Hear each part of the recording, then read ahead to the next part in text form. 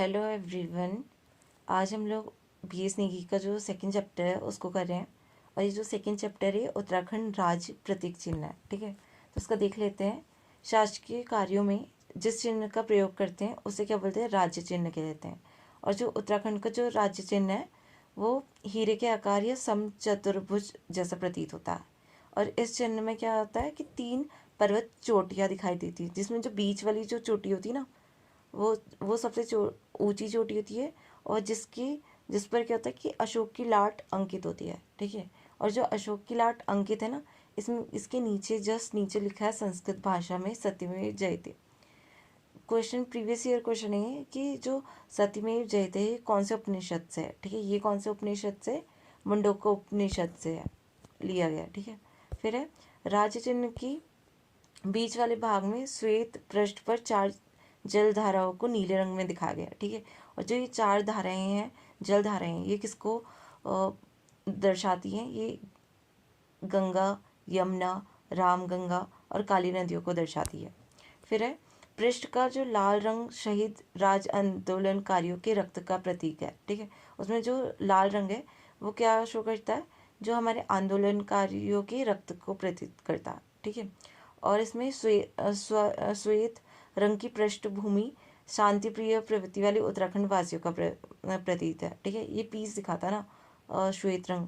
ठीक है, फिर है राज्य चिन्ह के सबसे नीचे नीले रंग में उत्तराखंड राज्य अंकित है। ठीक है, फिर है यह प्रतीक चिन्ह उत्तराखंड शासन के सभी दस्तावेजों में प्रयुक्त किया जाता है। और जो ये प्रतीक चिन्ह है ना, ये इस प्रतीक चिन्ह पुस्तक के लेखक कौन है? जगमोहन रौतेला। उत्तराखंड की प्रतीक चिन्ह पुस्तक के लेखक कौन है? जगमोहन रौतेला। अब उत्तराखंड का राज्य गीत क्या है? ठीक है, उत्तराखंड का राज्य गीत है उत्तराखंड देवभूमि मातृभूमि सत सत वंदन अभिनंदन। उत्तराखंड का राज्य गीत क्या है? उत्तराखंड देवभूमि मातृभूमि सत सत वंदन अभिनंदन। और इसको किसने लिखा है? हेमंत बिष्ट ने लिखा है 2016 में। ठीक है, इसको किसने लिखा है? 6 फरवरी 2016 में हेमंत बिष्ट द्वारा लिखित है। राज्य गीत चयन समिति के अध्यक्ष, ठीक है, इसकी जो कमेटी थी राज्य गीत की, उसके अध्यक्ष कौन थे? लक्ष्मण सिंह बटोई। लक्ष्मण सिंह बटोई इसके अध्यक्ष थे। और लिखा किसने? हेमंत बिष्ट ने 2016 में। और जो आवाज़ दे रखी है, ठीक है, राज्य गीत में जो आवाज़ दी है वो किसने दी है? नरेंद्र सिंह नेगी और अनुराधा निराला ने। नरेंद्र सिंह नेगी और अनुराधा निराला ने अपनी वॉइस दी है। फिर आता हमारा उत्तराखंड राज्य पशु। ठीक है, उत्तराखंड का जो राज्य पशु है वो क्या हमारा? कस्तूरी मृग है। ठीक है, और जो कस्तूरी मृग है इसको क्या बोलते हैं? हिमालय का मस्कटियर भी कहते हैं। कस्तूरी मृग को हिमालय का मस्कटियर भी कहते हैं। और इसका जो वैज्ञानिक नाम है वो है मास्कस काइसोगास्टर है। माइस्कस काइसोगास्टर है। ठीक है, और जो ये कस्तूरी मृग है ये जंगलों में 3600 मीटर से 4400 मीटर की ऊंचाई पर पाए जाते हैं, यानी ये बहुत ऊंचाई पर पाए जाते हैं। ठीक है, और राज्य में कस्तूरी मृग की 4 प्रजातियां हैं। उत्तराखंड में 4 प्रजातियां हैं कस्तूरी मृग की। फिर है कस्तूरी मृग अंगुलोटा कुल्व मोसीडे परिवार का सदस्य है। ठीक है, वैसे ये इतना इम्पोर्टेंट नहीं है बट फिर भी देख लेते हैं जो बुक में लिखा है। कस्तूरी मृग बहुतायत में केदारनाथ, फूलों की घाटी, पिथौरागढ़ एवं उत्तरकाशी में पाया जाता है। तो उसमें पूछ सकते हैं कि कस्तूरी मृग कहाँ कहाँ पाया जाता है? ये केदारनाथ, फूलों की घाटी, पिथौरागढ़ और उत्तरकाशी में पाया जाता है। कस्तूरी मृग राज्य के अलावा हिमाचल प्रदेश, सिक्किम, कश्मीर में भी मिलता है। उत्तराखंड के अलावा भी मिलता है सिक्किम में, हिमाचल प्रदेश में, कश्मीर में। फिर इसकी कुछ विशेषताएं हैं। जो कस्तूरी मृग का जो कलर होता है वो कैसा होता है? भूरा होता है, तथा इसमें काले वो पीले रंग के धब्बे पाए जाते हैं। इसका कलर जो होता है ब्राउन होता है और इसमें काले और पीले रंग के धब्बे होते हैं। ठीक है, कस्तूरी मृग के पैर में 4 खुर और इसके 2 बाहर नुकीले दांत होते हैं। ठीक है, 2 नुकीले दांत होते हैं और इनके 4 पैरों में 4 खुर होते हैं। और जो मृग की ऊंचाई लगभग कितनी होती है? 20 इंच होती है इसकी ऊंचाई। कस्तूरी मृग के सींग नहीं होते, इनके सींग नहीं होते। ठीक है, और इसमें रक्षा के लिए 2 नुकीले दांत होते हैं। ठीक है, सींग नहीं है और इनके 2 नुकीले दांत हैं जो आत्मरक्षा के लिए होते हैं। ठीक है, फिर एक कस्तूरी मृग के पीछे के पाँव आगे के पाँव की अपेक्षा लंबे होते हैं। पीछे के पाँव ज़्यादा लंबे होते हैं इनके। ठीक है, फिर है कस्तूरी मृग की विशेषता यह है कि वह अपना निवास स्थान नहीं छोड़ते हैं, ये अपने निवास स्थान को कभी नहीं छोड़ते हैं, ठीक है। फिर है कस्तूरी मृग को जुगाली करने वाला मृग कहा जाता है, इसको क्या बोलते हैं, जुगाली करने वाला मृग कहा जाता है। कस्तूरी मृग की सूंघने की शक्ति तीक्ष्ण होती है, ठीक है, इन्हें जल्दी खुशबू मतलब स्मेल जल्दी ऑब्जर्व कर लेते हैं, ठीक है। फिर है कस्तूरी मृग की सूंघने की शक्ति तीक्ष्ण होती है, ये हो गया था, ठीक है। कस्तूरी मृग की जो औसत आयु है कितनी होती है, 20 वर्ष होती है, औसत आयु होती है इनकी 20 वर्ष होती है। और जो मादा कस्तूरी मृग की जो गर्भ धारण की अवधि होती है ये कितनी होती है, 6 महीने होती है, ठीक है। जो मादा कस्तूरी मृग होती है उसकी गर्भ धारण की अवधि कितनी होती है, 6 माह की होती है। जो कस्तूरी मृग होता है इसका जो प्रिय भोजन होता है ये क्या होता है, केदारपाती, इससे सबसे ज़्यादा प्रिय क्या लगता है, केदारपाती लगता है। कस्तूरी नर मृग की गुदा में स्थित ग्रंथि से प्राप्त की जाती है। जो हमें कस्तूरी कहाँ से मिलती है, ये नर मृग से मिलती है, ठीक है, और नर मृग से मिलती है, अर्थात कस्तूरी केवल नर मृग से मिलेगी, ठीक है। और एक मृग से कस्तूरी 3-3 वर्ष के अंतराल में 30 से 45 ग्राम तक प्राप्त की जा सकती है। एक मृग से 3-3 साल के अंतराल में 30 से 35 ग्राम तक की पाई जा सकती है। फिर है हमारा कस्तूरी जो 3 प्रकार की होती है, ठीक है, नेपाल की कस्तूरी कपिल, कश्मीर की कस्तूरी को पिंगल तथा सिक्किम की कस्तूरी को कृष्ण होती है, ठीक है। कस्तूरी जो 3 प्रकार की थी, नेपाल की कस्तूरी क्या होती है, कपिल होती है, कश्मीर की पिंगल होती है तथा सिक्किम की कृष्ण होती है, ठीक है। औषधि उद्योग में कस्तूरी का प्रयोग दमा, मिर्गी, हृदय संबंधी रोगों की दवाई बनाने के लिए किया जाता है, ठीक है। यह एक प्राकृतिक रसायन है, ठीक है, इसको बहुत उसमें यूज़ करते हैं बहुत सारी बीमारियों में, ठीक है। कौन कौन सी बीमारी है, दमा, मिर्गी, हृदय। फिर है रासायनिक रूप से कस्तूरी मिथाइल ट्राइक्लोरोपेंटाडिकेनॉल है, ठीक है। ये इसका जो केमिकल रूप है वो क्या है, कस्तूरी का मिथाइल ट्राइक्लोरोपेंटाडिकेनॉल, ठीक है। फिर अब कस्तूरी मृग के लिए मतलब अब इनको कंजर्वेशन भी ज़रूरी है, ठीक है। इनकी जो जनसंख्या कम है तो इनका कंजर्वेशन के लिए जो प्रयास किए गए हैं वो इसमें लिखा है, ठीक है। कस्तूरी मृग संरक्षण के लिए 1972 में केदारनाथ वन्यजीव विहार के अंतर्गत कस्तूरी मृग विहार की स्थापना की है।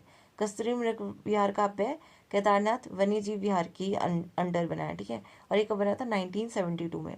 फिर मेहरूड़ी कस्तूरी मृग अनुसंधान की स्थापना 1977 में की गई है जो बागेश्वर जिले में, ठीक है। अभी रिसेंट की FRO में आया था ना पेपर में कि मेहरूड़ी कस्तूरी मृग कौन से ज़िले में है, ठीक है। ये 2 जिलों से रिलेटेड है, एक तो बागेश्वर है और दूसरा पिथौरागढ़ है ना, पिथौरागढ़ है या चमोली है, ठीक है।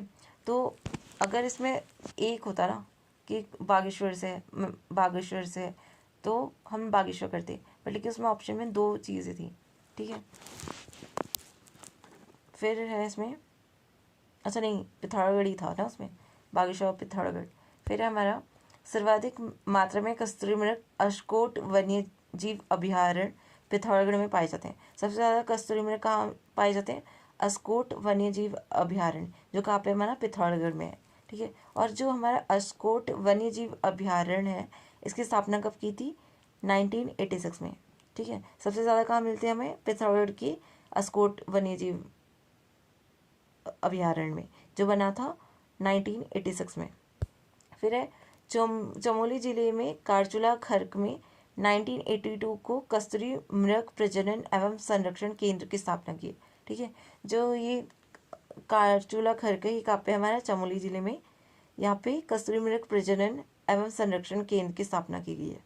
राज्य में वन्यजीव गणना 2005 के अनुसार कितनी थी, 279 थी, ठीक है, इतने हैं, तो इनका कंजर्वेशन करना बहुत ज़रूरी है। फिर आता हमारा उत्तराखंड राज्य पुष्प। उत्तराखंड का राज्य पुष्प क्या है, हमारा ब्रह्म कमल है। और ये कौन सी कितनी ऊंचाई में मिलता है, 4800 से 6000 के बीच में मिलता है, ठीक है। और जो ब्रह्म कमल है ये फूल एस्टेरेसी कुल का पौधा है और इसका जो वैज्ञानिक का नाम है ये है सुसोरिया अबेलेटा, ठीक है। फिर हमारा ब्रह्म कमल को स्थानीय भाषा में कौल पद्म भी कहते हैं, ठीक है। स्थानीय भाषा में इसे क्या बोलते हैं, कौलपद्म। और ये हिमाचल प्रदेश में ब्रह्म कमल को दूधा फूल बोलते हैं, ठीक है। दूधा फूल किसको बोलते हैं? ब्रह्म कमल को हिमाचल प्रदेश में। और कश्मीर में इसको क्या बोलते हैं? गलगल बोलते हैं। कश्मीर में गलगल बोलते हैं, हिमाचल प्रदेश में दूधा फूल बोलते हैं, और उत्तराखंड में क्या बोलते हैं इसे? कौलपद्म भी बोलते हैं और ब्रह्म कमल भी बोलते हैं। फिर है ब्रह्म कमल की अन्य प्रजातियों में फेन कमल व कस्तूरा कमल भी मिलते हैं, ठीक है। इसके अन्य प्रजाति भी हैं। और महाभारत के वन पर्वत में ब्रह्म कमल को सौगंधिक पुष्प कहा गया है, और नेपाल में ब्रह्म कमल को टोपगोला कहते हैं, ठीक है। महाभारत में क्या बोलते हैं कि वन पर्वत में ब्रह्म कमल को सौगंधिक पुष्प कहा है। ब्रह्म कमल की विश्व में 210 प्रजातियां हैं, ठीक है। और जिसमें हमारे उत्तराखंड में 24 है। उत्तराखंड में हमारी 24 प्रजातियां पाई जाती है ब्रह्म कमल की, ठीक है। फिर ब्रह्म कमल फूलों की घाटी, केदारनाथ, पिंडारी, हिमनद यहाँ पे पाया जाता है, ठीक है। जैसे हमने उसका पढ़ा था ना कस्तूरी मृग का, वैसे हमारा ब्रह्म कमल कहाँ पाया जाता है? फूलों की घाटी, केदारनाथ, पिंडारी ग्लेशियर में, ठीक है। ब्रह्म कमल माँ नंदा का प्रिय पुष्प है, और नंदाष्टमी को तोड़े जाने का महत्व है। ये प्रिय पुष्प किसका है? माँ नंदा का, ठीक है। ब्रह्म कमल को हिमालयी पुष्पों का सम्राट कहा जाता है। ब्रह्म कमल को हिमालयी पुष्पों का सम्राट कहा जाता है। फिर यहाँ पे इसकी कुछ विशेषताएं हैं, ठीक है। ब्रह्म कमल बैगनी रंग का होता है, और यह पुष्प गुच्छे के रूप में खिलता है, ठीक है। ब्रह्म कमल का कलर क्या है? बैगनी है। और ब्रह्म कमल पौधे की ऊंचाई कितनी होती है? 70 से 80 सेंटीमीटर होती है, ठीक है। ऊंचाई कितनी होती है इनकी? 70 से 80 सेंटीमीटर तक। ब्रह्म कमल फूल के खिलने का समय क्या है? जुलाई से सितंबर के टाइम पे खिलते हैं, ठीक है। ब्रह्म कमल के पौधे पर एक वर्ष में केवल एक ही पुष्प आता है, एक साल में केवल एक ही पुष्प आता है, ठीक है। फिर ब्रह्म कमल का पुष्प कब खिलता है? ये अर्धरात्रि को खिलता है। ब्रह्म कमल का फूल कब खिलता है? अर्धरात्रि में। ब्रह्म कमल पौधे की जड़ों को पीसकर हड्डी उपचार में प्रयोग किया जाता है। इसका यूज़ किस में किया जाता है? हड्डी उपचार में। फिर पढ़ते हैं उत्तराखंड राज्य का वृक्ष जो है हमारा बुरास है। राज्य वृक्ष क्या है उत्तराखंड का? बुरास है। और ये है सदाबहार वृक्ष है, और ये 1500 से 4000 मीटर की ऊंचाई में मिलने वाला है। और इसका जो वानस्पतिक नाम है इसको क्या बोलते हैं? रोडोडेंड्रॉन अर्बोरियम बोलते हैं, ठीक है। रोडोडेंड्रॉन अर्बोरियम बोलते हैं। और ये है हमारा एरिकेसी कुल का वृक्ष है, और इसे हिमाचल प्रदेश में बुरासो कहते हैं, ठीक है। और कन्नड़ में बुरास को बिली कहा जाता है। बुरास जो है उत्तराखंड के साथ साथ नेपाल का भी राष्ट्रीय पुष्प है, ठीक है। और जहाँ पे बुरास को गुरास बोला जाता है नेपाल में। बुरास हिमाचल प्रदेश और नागालैंड का राज्य पुष्प है। उत्तराखंड के अलावा हिमाचल प्रदेश और नागालैंड का भी राज्य पुष्प है। फिर आता है हमारे यहाँ की इसकी विशेषताएं देख लेते हैं, ठीक है। बुरास वृक्ष की विशेषताएं। बुरास फूल का रंग चटक लाल होता है, और यह सफ़ेद रंग के बुरास जो होते हैं 11,000 ऊपर को जब जाते हैं ना ऊपर की ऊंचाई में, तो ये सफ़ेद कलर के होने लग जाते हैं, ठीक है। 11,000 की फीट में ये इनका जो कलर होता है ये चेंज होने लगता है। फिर है बुरास के फूलों के खिलने का समय क्या है? फरवरी से अब अप्रैल तक खिलता है, ठीक है। और जो बुरास के फूलों में मेथनॉल होता है जो डायबिटीज़ के लिए फ़ायदेमंद होता है। इसमें क्या होता है? मेथनॉल होता है जो हमारे डायबिटीज़ के उसमें फ़ायदेमंद होता है। बुरास वृक्ष को जो वन अधिनियम 1974 के तहत इसको संरक्षित कंजर्व कर रखा है, ठीक है। फिर है हमारा उत्तराखंड राज्य का राज्य पक्षी। उत्तराखंड का राज्य पक्षी कौन सा? हमारा मोनाल है, ठीक है। और अब मोनाल जो है उत्तराखंड के साथ साथ और स्टेट का भी हो सकता है ना, ठीक है। ये जो हमारा नेपाल है उसका राष्ट्रीय पक्षी है मोनाल। और जो मोनाल है, मोनाल को हिमालय का मयूर भी बोला जाता है, और इसका जो वैज्ञानिक नाम है इसका लोफोफोरस इम्पीजेनस है, ठीक है, मोनाल का। और डफिया मोनाल परिवार से संबंधित पक्षी है। डफिया क्या है? मोनाल परिवार से संबंधित पक्षी है। फिर देख लेते हैं मोनाल को स्थानीय भाषा में मन्याल या मुनाल कहा जाता है, ठीक है। स्थानीय भाषा में मन्याल या मुनाल कहा जाता है। मोनाल पक्षी जो है 2500 से 5000 मीटर की ऊंचाई में के क्षेत्रों में पाया जाता है, ठीक है। 2500 से 5000 की ऊंचाई में देखे जाते हैं। मोनाल फासियानिडे परिवार का पक्षी है, और मोनाल की 4 अन्य प्रजातियाँ जो है वो पाई जाती हैं, ठीक है। ये इसमें दे रखा है, नॉट सो इम्पॉर्टेंट। फिर है कश्मीर में मोनाल को सुनाल व हिमाचल प्रदेश में नीले गुरु कहते हैं, और सिक्किम में मोनाल को क्या बोलते हैं, चामदोंग। कश्मीर में मोनाल को क्या बोलते हैं, सुनाल बोलते हैं। हिमाचल प्रदेश में नीले गुरु बोलते हैं। सिक्किम में चामदोंग कहते हैं। फिर आता हमारा जो मोनाल के लिए भूटान में बूप व नेपाल में डंगन बोलते हैं इसे, ठीक है। अलग अलग नाम दे रखे हैं।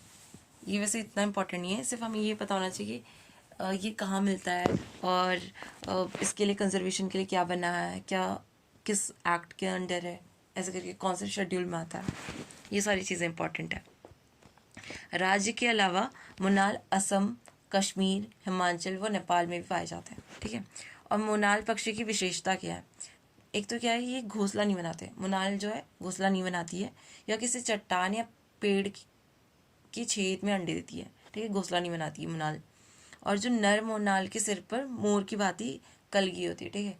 जो हमारा सिर्फ नर मोनाल होता है ना, उसकी मोर की भांति कलगी होती है। मोनाल पक्षी की प्रजनन क्रिया वर्ष के 2 बार होती है, ठीक है। 2 बार इसमें प्रजनन होता है। मोनाल का जो प्रिय भोजन है वो आलू की फसल होती है। आलू की फसल को नुकसान पहुंचाती है ना। ये क्वेश्चन प्रीवियस ईयर क्वेश्चन है, यूके ट्रिपल एस में भी पूछा है और पीसीएस में भी पूछा है कि मोनाल का प्रिय भोजन क्या है। इसका प्रिय भोजन है आलू, ठीक है। हिमालयी पक्षियों का सिरमौर कहे जाने वाले मोनाल को वन्य जीव संरक्षण अधिनियम 1972 के तहत संरक्षण प्राप्त है, ठीक है। फिर आता हमारा सर्वाधिक मात्रा में मोनाल कहाँ मिलते हैं, या केदार घाटी में मिलते हैं, ठीक है। अभी तक हमने जितना पढ़ा है वो ज़्यादातर केदार घाटी में ही मिल रहा था ना, तो हमारा मोनाल भी हमारा केदार घाटी में पाया जाता है। राज्य की वन्यजीव संरक्षण बोर्ड द्वारा पहली बार 2008 में मोनाल की जनगणना कराई गई थी, ठीक है। और इसमें जो मोनालों की संख्या कितनी है, 919 है। 2008 में जनसंख्या इनकी जो काउंटिंग करी थी। फिर आता है हमारा राज तितली।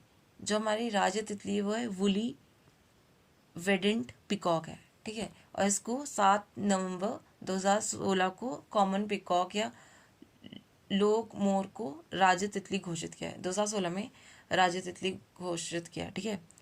फिर है उत्तराखंड की राज्य तितली को का संशोधित नाम वुली वेडेंट पिकॉक है, ठीक है। वुली वेडेंट पिकॉक का जो वैज्ञानिक नाम है ये पेपिलियो पॉलिक्वेटर है, ठीक है। इतना इंपॉर्टेंट नहीं है क्योंकि ऐसे तो पूछे नहीं अभी तक ऐसे वैज्ञानिक नाम, ठीक है। 2016 में देहरादून की लच्छीवाला में बटरफ्लाई पार्क खोला गया। तो ये बोल सकते हैं कि जो हमारा बटरफ्लाई पार्क है ये कहाँ पे है, ये हमारा देहरादून की लच्छीवाला में, और 2016 में ओपन किया था। फिर आता हमारा वाद्य यंत्र क्या है, ठीक है। उत्तराखंड का जो वाद्य यंत्र है वो है हमारा ढोल है, ठीक है। और ये भंडारी कमेटी जो थी उसकी सिफारिश पर तत्कालीन जो मुख्यमंत्री थे हरीश रावत, ठीक है, उन्होंने 2015 में ढोल को राज्य वाद्य यंत्र घोषित किया था। जो हमारे ढोल से संबंधित कौन सी कमेटी है, भंडारी कमेटी, और 2015 में इसको घोषित किया, ठीक है, राज्य वाद्य यंत्र। उस समय जो हमारे सीएम थे वो थे हरीश रावत। फिर है ढोल एक प्राचीन वाद्य यंत्र है जिसको तांबे, पीतल एवं चांदी धातु पर बकरी की खाल लगाकर बनाया गया है। इसे मंगल वाद्य के नाम से भी जाना जाता है, ठीक है। तो क्वेश्चन पूछ सकते हैं मंगल वाद्य के नाम से किसे जाना जाता है, तो ये क्या हमारा ढोल है। फिर है ढोल से नौबत या निमती, रहमानी, बड़े आदि ताले बजाई जाती है, ठीक है। ये डिफरेंट तरह की ताले बजाई जाती हैं। नौबत जो होती है वो प्रातःकाल औजी जाति के लोग 22 पड़ताल बजाते हैं। ऐसे क्वेश्चन कभी आए नहीं है, बट फिर भी जितना इसमें दे रखा है बुक में उसको तो देख लेते हैं, ठीक है। नौबत जो होता है प्रातःकाल में बजाया जाता है और औजी जाति बजाती है, ठीक है। जो नौबत है अत्यंत प्राचीनतम ताल है, तो पूछ सकते हैं कि प्राचीनतम ताल कौन सी, नौबत है, ठीक है, जिसे रात्रि के अंतिम प्रहार में मंगल उत्सव में बजाया जाता है। पर्वतीय क्षेत्र में जब बारात पहाड़ी मार्गों से जाती है तब रहमानी ताल बजा जाती है, ठीक है। रहमानी ताल कब बजाई जाती है, जब जो बारात पहाड़ी मार्गों से जाती है। प्रत्येक शुभ कार्य को प्रारंभ करते समय बड़े ताल की प्रस्तुति की जाती है। बड़े ताल की प्रस्तुति कब की जाती है? जब कभी शुभ कार्य या मंगल कार्य होता है। राज्य में ढोल सागर की ज्ञाता किसको बोला जाता है? उत्तम दास जी को। राज्य में ढोल सागर के ज्ञाता उत्तम दास जी को माना जाता है। ढोल दमाऊ वाद्य यंत्र साथ साथ बजाए जाते हैं, ठीक है, दोनों को साथ साथ बजाया जाता है।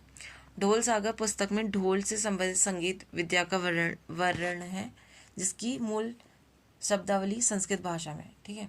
फिर है ढोल सागर में ढोल वादन की 4 प्रमुख शैली हैं, अमृत, सिंधु, राजीव और महयानी। ये 4 प्रमुख शैली है ढोल सागर की, ठीक है।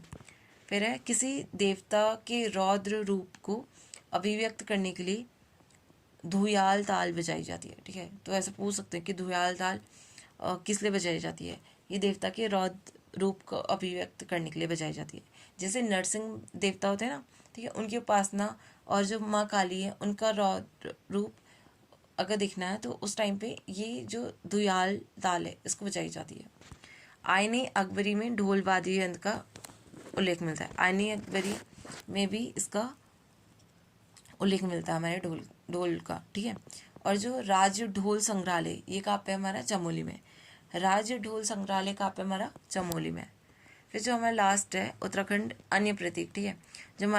जो उत्तराखंड का राज्य खेल किया है फुटबॉल है, ठीक है। इसको 2011 में राज्य खेल घोषित किया था। फुटबॉल को राज्य खेल कब घोषित किया था? 2011 में। उत्तराखंड की प्रथम राज्य भाषा हिंदी है और द्वितीय राजभाषा संस्कृत है, ठीक है। पहले ही हमारी हिंदी है, सेकंड हमारी संस्कृत है। संस्कृत को 7 जनवरी 2010 में राज्य की द्वितीय राजभाषा घोषित की। 2010 में संस्कृत को द्वितीय राजभाषा को घोषित किया, ठीक है। और उत्तराखंड शासन द्वारा राज्य चिन्ह और राज्य प्रतीक चिन्हों का निर्धारण 2001 से किया गया। तो यहाँ पे हमारा चैप्टर 2 हो गया, ठीक है। अब इसके बाद हम लोग एक सीरीज में चल रहे हैं, तो चैप्टर 3 करेंगे जो हमारा उत्तराखंड का इतिहास है, ठीक है। अगर एक सीरीज को कंटिन्यू करना है तो मुझे बता देना, वैसे मैं करूँगी बट फिर भी एक लाइबिलिटी हो जाएगी मेरे पे कि मुझे टाइमली करना है। Thank you.